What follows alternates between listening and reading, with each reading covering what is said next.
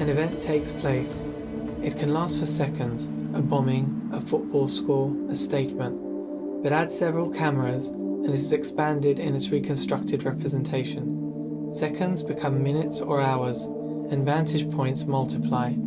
The only sight is the screen. Footage is nourishment for the eye. Innumerable fragments of a world woven into digestible stories. The screen, their narrative yarn. An apparatus weaving polymyths into a coherent monomyth.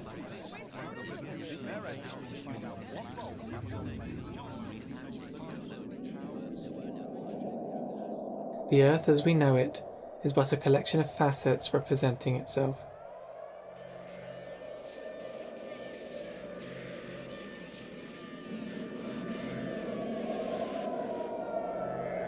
The first Gulf War lasted 800 hours, but it generated over 20,000 hours of footage. The event is exploded. Footage of what happened is a snowflake turned into an avalanche. Are we shooting? Are we shooting people or what? Initial reports are that our operations are proceeding according to plan. Our objectives are clear. Are we shooting? Every nation in every region now has a decision to make. Either you are with us or you are with the terrorists.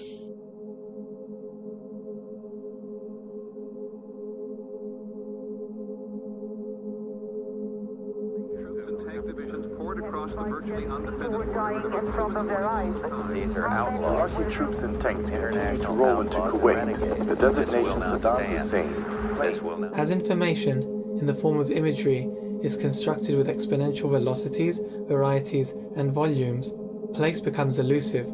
Time has exploded. Big plan. Google, what is ISIS?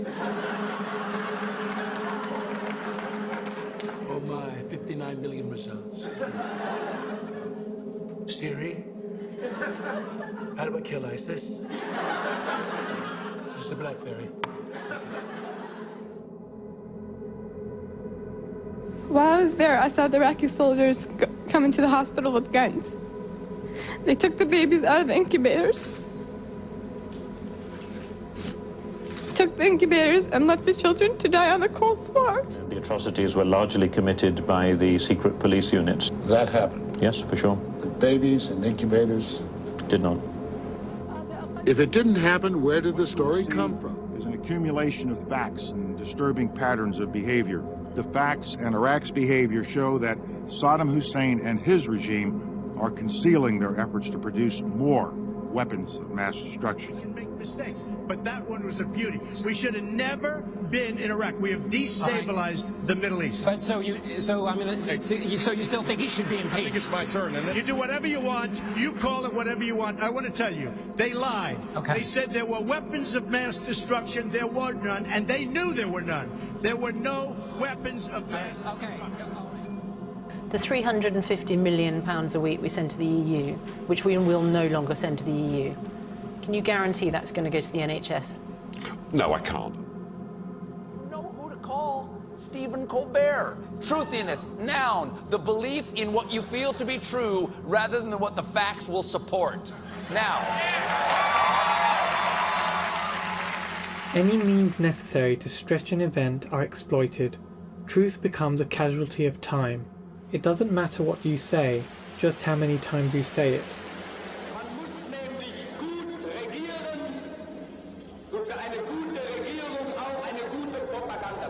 This is the biggest forest in the history of the world.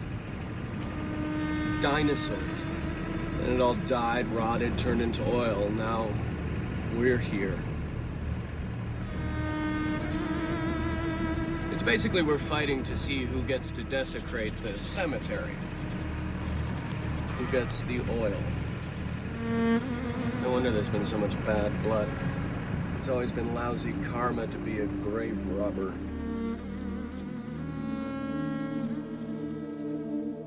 The story prevails. Truth, has always been highly overrated, since representation inherently taints the event.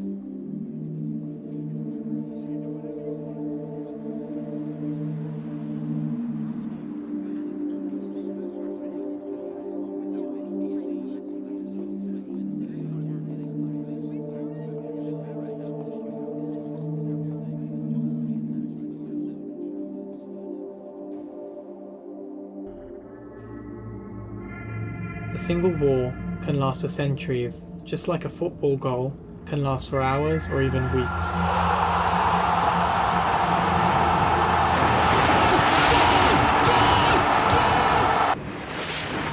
The concept of now is eradicated in the surface.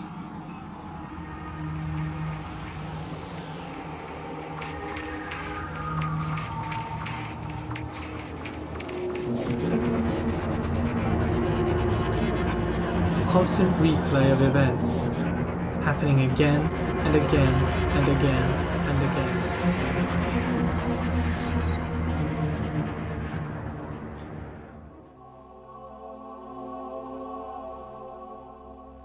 The aesthetic of media is twofold, the phantasmagoria versus the tedium of the hypernormalized. In other words, the spectacular is beautiful, the boring is ugly.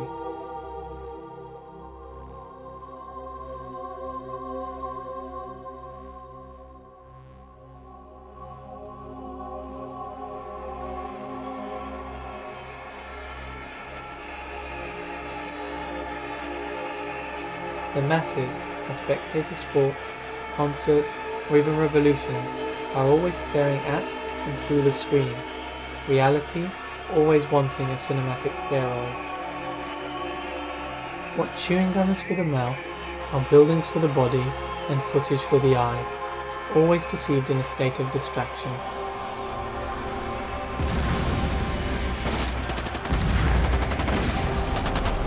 Humanity has become the curator of its own appearance, its past, present, and future.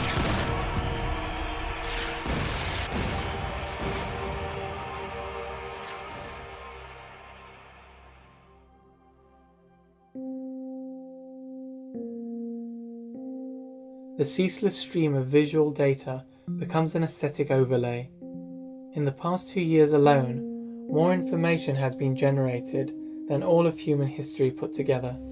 By the age of 20, the average person would have spent at least 3 years staring at a screen, and that's for leisure time alone. All is surface, the very reading of life, a scroll of headline feeds. What matters is how fast and for how long you can look.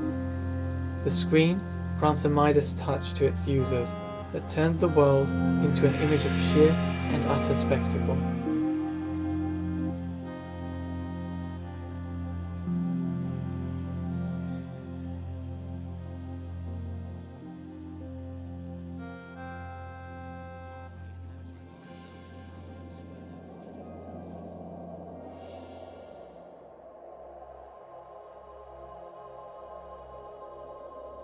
A war took place somewhere far, far away.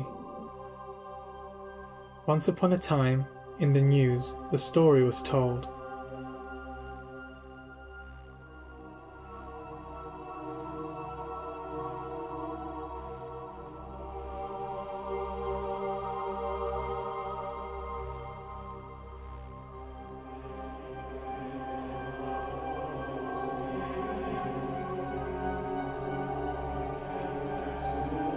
"This will kill that," said Frollo to Quasimodo in The Hunchback of Notre Dame.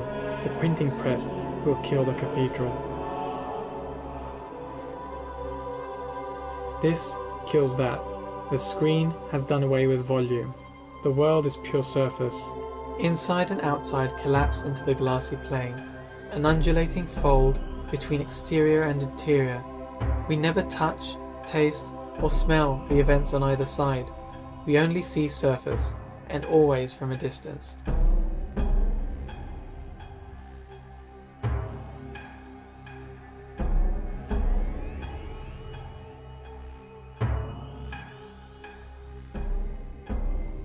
An ocular tele-hedonism at its most. This is the Telescape. We tele-communicate, tele-battle, tele-learn, tele-travel, tele-work. The Telescape is the only sight. If architecture has been a representational interface, then the Telescape is the absolute interspace. Be it a screen, virtual image, or all-out augmentation, surface is the new creed. All else is but a prop for displaying a multifaceted world without a Z-axis.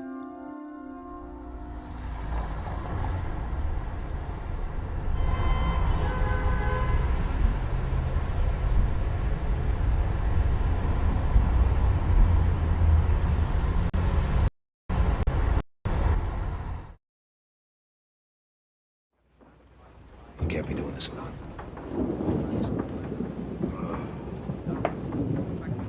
Just when I thought I was out, they pulled me back in.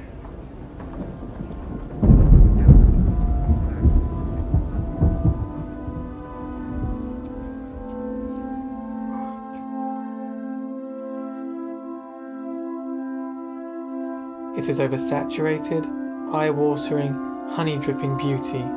Why would you ever want to leave? The world is not your oyster. The Telescape is the oyster of your world.